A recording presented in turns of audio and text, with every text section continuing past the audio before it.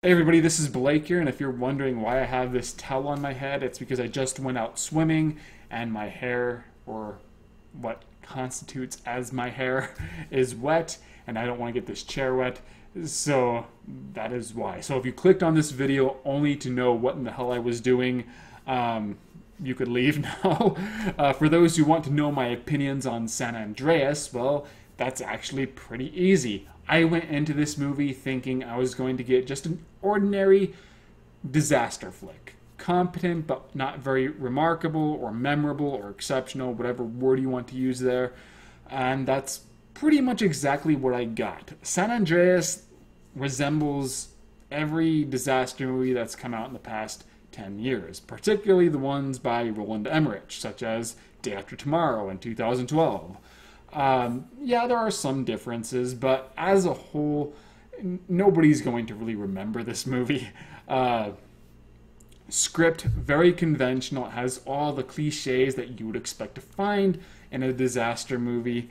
One thing that usually pisses me off about these films is the reliance on reconciliation storylines. You know, the father always has to patch things up with his estranged son, or a guy will have to patch things up with his estranged love interest, whether it's his wife or just former flame, whatever. I'm just so sick and tired of seeing that same shit over and over again, and that practically ruined 2012 for me, where it's like those cliches didn't just make an appearance, but they came back with vengeance. I just found the character interactions to be so annoying in that movie. Well, at least with San Andreas, it actually brings all of them.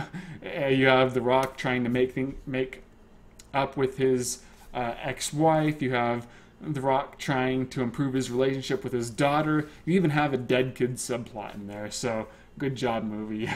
Managed to capture all those cliches, but the way it plays out is surprisingly harmless. There's not any real tension between these characters. You know, The Rock and his wife seem to get along fine, even if, you know, they've possibly fallen out of love, at least on her end. You know, there's no anger there. You know, The Rock has a pretty good relationship with his daughter, who actually seems to, you know, be fond of him. And there's no moments where you think that, you know, the kid's being too bratty. So, yeah, these are flaws, but they aren't inflamed flaws. I never had any issue with the character interactions, even though, once again, I feel like I'm just watching or listening to, you know, walking, talking cliches go through their traditional conventions. So there's nothing new there, but at least it went down harmlessly. And it is pretty short. It's pretty well paced for this kind of movie. So yeah, even though I'm thinking, why is this character there? The character never got my nerves. He never slowed things down too much. It just happens to be there. You know, the acting is fine, but there's not a whole lot of room for these characters or these actors to perform. You know, The Rock's a very charismatic dude, but for the most part, they're downplaying his awesomeness to where he resembles a normal guy, albeit more competent than usual. That's one thing I miss about old disaster movies, like in the 70s and 80s. You had like Paul Newman, Steve McQueen, Richard Chamberlain. Not a whole lot to their characters, but their personalities are so engaging that you're entertained by them anyway. Whereas nowadays, it's like they want to spend more time fleshing out the characters, but they're such bland characters that unfortunately restrict the actors' natural personalities, that it just doesn't make them very enjoyable at all. So, yeah, the acting's fine, but nothing amazing. Special effects, really good. Was there any doubt that they would be? The only unconvincing moment came from the beginning when a car gets knocked off the road and is doing a bunch of flips. The CGI was pretty phony there, and it was made even worse by the fact that the person inside the car didn't really seem that banged up considering the damage that the car took. So that just kind of added to the lack of authenticity of this stunt. But the rest, it's flawless. There's a lot of detail in the CGI. Even though I prefer the practical effects of the old disaster movies, it's actually for different reasons than you might expect. Back then, in Poseidon Adventure, Towering Inferno, whatever, Airport, they had to use practical effects. So there was just certain things that could not be realized on film, but also that these were the money shots. So they'd have to use suspense to build to these moments, and those suspense would make those moments a lot scarier. Nowadays, you could show anything on film thanks to CGI, and you could, make the entire film just like a big special effects bonanza.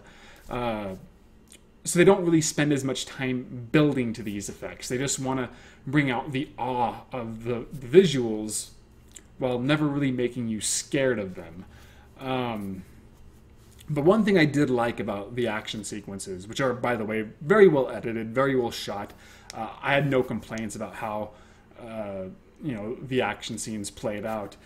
But I did like how, in contrast to 2012, where there was the mayhem was shot like using a God's eye perspective.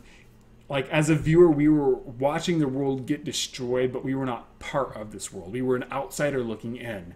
Here, the way the action scenes are framed, it's through like the eyes of just a normal person involved in this disaster. So when a building collapses in 2012, they like have this big wide shot, so you see the building collapse in its entirety. Here, it would be much more of a close-up where they look up and the building's now bearing down on them. So, a lot more empowering angles like that, which to me added to the intensity. But at the same time, it's still nothing that made it groundbreaking or especially impactful, but that did add to the entertainment level of the overall movie.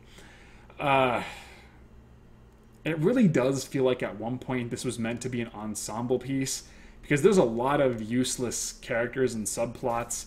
But if this was, if they had balanced out the roles a lot more, I would have just, accepted it as an ensemble piece, where you're seeing all the different perspectives. But it's like at some point they decided to go completely with the Rock's character, so he's the definite protagonist, while with like Paul Giamatti felt more like the remnants of a mostly removed storyline. So I didn't really know why he had to be there, but that's just, once again, the script's kind of faulty. But all these scripts in disaster movies tend to be faulty. God, is there anything else I could say? There were some corny, weird moments too, like the American flag part where it kind of blows in front of the camera in slow motion amidst all this destruction. I'm like, oh, come on. There was a time that would have been moving, but we've seen it done over and over again. I think that's another Roland Emmerich trope. Once again, making me wonder if Roland Emmerich was secretly the director behind this. It's cheesy now. It's too much of a cliche. So whenever I see something like that, whether it's this example or I think like White House Down had the bullet-ridden flag falling to the ground, it just makes me want to kind of laugh, and I don't think that's the intent. Oh yeah, what was up with that little kid? What a total creeper. He's way too invested in his brother's potential relationship with the main girl. It's like at times I'm wondering if he's just going to start jacking off right then and there. Really, really creepy. So the main girl and this love interest, they kiss. And this little brother is just watching it like with wide-eyed fascination. He's like, oh, mom's going to love her. Why? Is the mom planning on kissing her? It's just really weird and creepy, and I think they're trying to go for funny and charming, but I thought this kid was the most unsettling part of the movie. That would have been great if it turned out this kid was like some sort of serial killer, and the film ends with him just murdering everybody, and that all the weird moments were just foreshadowing to how unhinged he was. This would have been a phenomenal experience if that's how it ended. And then, what was up with the ex-wife's boyfriend? From the beginning, you know that he's going to turn out to be a total cowardly douchebag, and you correctly predict that. But not only does he just flee but they start building up to be kind of a monster, where he's now like throwing other people in his way in order to save himself, or in danger's way in order to save himself. But then, like, I'm thinking, okay, well, they're building up to this building he apparently constructed, and that's supposed to be like the strongest building in the entire city, and that's where the characters are going to go and meet up. So maybe he'll get that same idea and move in that direction, and that will lead to some sort of confrontation, the final conflict. Never happens. It just gets taken out of the story in a very anticlimactic fashion. So that was another pointless addition. But otherwise, I think that's really all I have to say. Would I recommend San Andreas? If you like these kinds of movies, like I said, it's shorter and better paced than the majority of Roland Emmerich's works, but at the same time, it's still devoid of substance. The script is just as shallow as it always is, and it primarily relies on, larger-than-life special effects. If that's your kind of movie, definitely watch this. I was thinking, just based on the way the action scenes were filmed, this probably would have been a much more enjoyable experience on the IMAX. The problem is I don't think the movie is good enough as a whole to be worth watching on the IMAX. I wouldn't want to pay $20 for it. So keep that in mind if you're one of those kinds of viewers. But if you do not like the works of Roland Emmerich, if you don't really care for disaster films because you find them to be so just shallow and cliched, then give this one a miss. It's just another one, for better or worse. That is all I have to say. This is going to be kind of a busy week because I plan on watching Jaws in the theaters on Tuesday. I'm really excited because Jaws is my favorite movie, and I've never seen it on the big screen. So I might do a vlog on that. I'll definitely do a written review. My next written review will actually be Star Wars Episode 4. So that should be interesting as well. I also plan on doing a vlog on the next WWE pay-per-view Elimination Chamber, so keep an eye out for that. Follow me on Twitter and Facebook. I've done written reviews of The Defender, Dolph Lundgren movie, Duel of the Century, Kung Fu mystery, Poltergeist, currently in theaters, and Maggie, the Arnold Schwarzenegger zombie flick. And in the Poltergeist review, I'm shirtless, so enjoy that. And I don't really talk a whole lot about Poltergeist either. I felt really bad after doing that video because I didn't mean to make it so gimmicky. I actually had everything set up and was ready to do a conventional review, but then I just thought it was way too hot. I didn't really want to talk about Poltergeist, so I'm like, hey, this would be a better topic. Take off my shirt. And then I just go on this big rant about my finger. And then afterwards I learned that the cinema snob Brad Jones had a much worse accident, and suddenly I felt kind of like a pussy. Definitely not worth making a video about, but if you want to see one of my strangest works, watch my Poltergeist vlog. So, hope you enjoyed this video. That is all I have to say. I shall see you guys later.